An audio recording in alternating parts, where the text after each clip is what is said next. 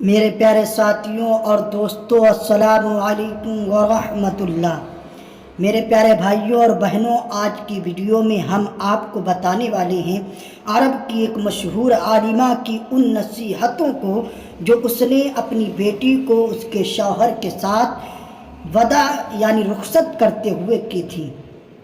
جب اس نے اپنی پیاری بیٹی کو عرب کے شیخ حضرات کے سامنے پوری بارات کی موجودگی میں نصیحت کرنا شروع کی تو عرب کے سارے شیخ اور باراتی حیرت میں پڑ گئے اور اپنی انگلیوں کو اپنے دانتوں کے نیچے دبانے لگے۔ آج کی ویڈیو میں بہت ہی دلچسپ اور ناصح ہونے والی ہے۔ بات شروع کرنے سے پہلے آپ حضرات سے گزارش ہے کہ آپ اس ویڈیو کو پورا دیکھیں، اور آپ اس چینل پر نئے ہوں تو پلیز ہمارے چینل کو سبسکرائب کر لیں اور بیل آئیکن کا بٹن دبا دیں تاکہ ہماری ہر آنے والی ویڈیو آپ تک سب سے پہلے پہنچے، اور ایک لائک اور شیئر ضرور کر دیں تاکہ ہماری حوصلہ افزائی ہوتی رہے اور ہم اس طرح آپ کی خدمت میں دینی معلومات پہنچاتے رہیں۔ عرب کی ایک مشہور عالمہ نے اپنی بیٹی کو 10 نصیحتیں کی۔ ان 10 نصیحتوں میں ایسی باتیں موجود ہیں جو قیامت تک آنے والی عورتوں کے لیے مشعل راہ ہیں۔ عالمہ نے اپنی پیاری بیٹی کو مخاطب کرتے ہوئے کہا، اے میری پیاری بیٹی، اے میری آنکھوں کی ٹھنڈک، شوہر کے گھر جا کر قناعت والی زندگی گزارنے کی کوشش کرنا۔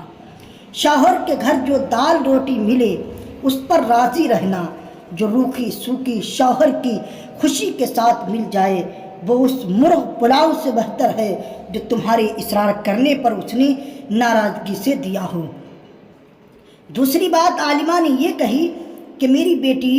اپنے شوہر کی بات کو ہمیشہ توجہ سے سننا اور اس کو اہمیت دینا، اور ہر حال میں شوہر کی بات پر عمل کرنے کی کوشش کرنا۔ اس طرح تم ان کے دل میں جگہ بنا لو گی، کیونکہ اصل آدمی نہیں، آدمی کا کام پیارا ہوتا ہے۔ تیسری بات بتاتے ہوئے انہوں نے کہا کہ اپنی زینت و جمال کا ایسا خیال رکھنا کہ جب وہ تجھے دیکھے، نگاہ بھر کے دیکھے تو اپنی انتخاب پر خوش ہو، اور سادگی کے ساتھ جتنی بھی استطاعت ہو خوشبو کا اہتمام ضرور کرنا، اور یاد رکھنا کہ تیرے جسم و لباس کی کوئی بو یا کوئی بری حیت اس کے دل میں نفرت و کراہیت نہ دلائے۔ چوتھی بات بتاتے ہوئے کہا کہ میری پیاری بیٹی، اپنے شوہر کی نگاہ میں بھلی معلوم ہونے کے لیے اپنی آنکھوں کو سرمے اور کاجل سے حسن دینا، کیونکہ پرکشش آنکھیں پورے وجود کو دیکھنے والے کی نگاہوں میں جچا دیتی ہیں۔ غسل اور وضو کا اہتمام کرنا کہ یہ سب سے اچھی خوشبو ہے اور لطافت کا بہترین ذریعہ بھی۔ پانچویں بات یہ بتائی کہ بیٹی، شوہر کا کھانا وقت سے پہلے ہی اہتمام سے تیار رکھنا، کیونکہ دیر تک برداشت کی جانے والی بھوک بھڑکتے ہوئے شعلے کی مانند ہو جاتی ہے، اور شوہر کے آرام کرنے اور نیند پوری کرنے کے اوقات میں سکون کا ماحول بنانا، کیونکہ نیند ادھوری رہ جائے تو طبیعت میں غصہ اور چڑچڑاپن پیدا ہو جاتا ہے۔ چھٹی بات عالمہ نے اپنی بیٹی سے یہ کہی کہ اے میری پیاری بیٹی، شوہر کے گھر اور ان کے مال کی نگرانی یعنی ان کی اجازت کے بغیر کوئی گھر میں نہ آئے، اور نہ ان کا مال لغویات، نمائش و فیشن میں برباد نہ کرنا، کیونکہ مال کی بہتر نگہداشت حسن انتظام سے ہوتی ہے، اور اہل و عیال کی بہتر حفاظت حسن تدبر سے ہوتی ہے۔ عالمہ نے ساتویں بات کہی، اے میری پیاری بیٹی، شوہر کی رازدار رہنا، ان کی نافرمانی نہ کرنا،